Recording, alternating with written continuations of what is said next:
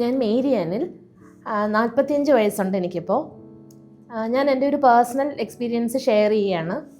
ഞാൻ ജി ഹോസ്പിറ്റലിൽ പല ഡിപ്പാർട്ട്മെൻറ്റിലുള്ള ഡോക്ടേഴ്സിനെ കണ്ടുകൊണ്ടിരിക്കുന്ന ഒരാളാണ്. റെഗുലറായിട്ട് ഞാൻ കാർഡിയോളജിയുടെ ചെക്കപ്സ് എല്ലാം ചെയ്യുമായിരുന്നു. കാര്യം എനിക്ക് ഇടയ്ക്കിടയ്ക്ക് ഈ സ്റ്റെപ്പ് കയറുമ്പോൾ ഒരു ശ്വാസം മുട്ടലും ഒരു കിതപ്പുമൊക്കെ ഉണ്ടാകാറുണ്ട്.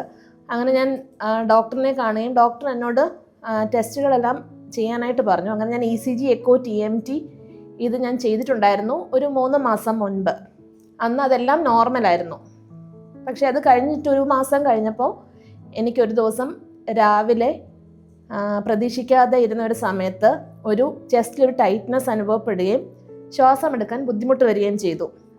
അങ്ങനെ 10 മിനിറ്റിനുള്ളിൽ ഞാൻ ജി ഹോസ്പിറ്റലിലെത്തി. ഞാൻ എമർജൻസി ഡിപ്പാർട്ട്മെൻറ്റിൽ നിന്നും സേവനം എടുക്കുകയുണ്ടായി. പക്ഷേ അപ്പോൾ എനിക്ക് അറിയാനിടയായി എനിക്ക് ഒരു MI ആയിരുന്നു എന്നുള്ളത്.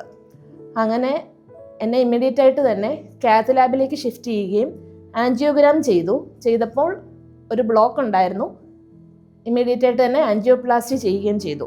ഇന്ന് ഞാൻ 3 മാസം കഴിഞ്ഞു. ഇപ്പോൾ ബാക്ക് ടു നോർമൽ ലൈഫിലേക്കായി ഓൺ മെഡിക്കേഷൻസിലാണ്.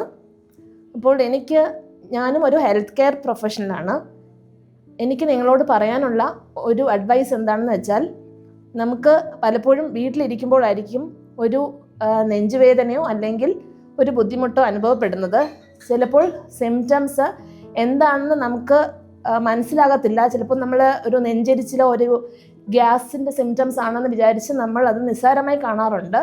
പക്ഷേ ഞാൻ എൻ്റെ അനുഭവത്തിൽ നിന്ന് പറയുന്നു, ഒരിക്കലും നിങ്ങൾ അതിനെ നിസ്സാരമായി കാണാതെ എത്രയും അടുത്തുള്ളൊരു ഹോസ്പിറ്റലിൽ ചെന്നിട്ട് പറ്റുമെങ്കിൽ ഒരു കാർഡിയോളജിസ്റ്റിൻ്റെ സഹായം തേടേണ്ടതാണ്.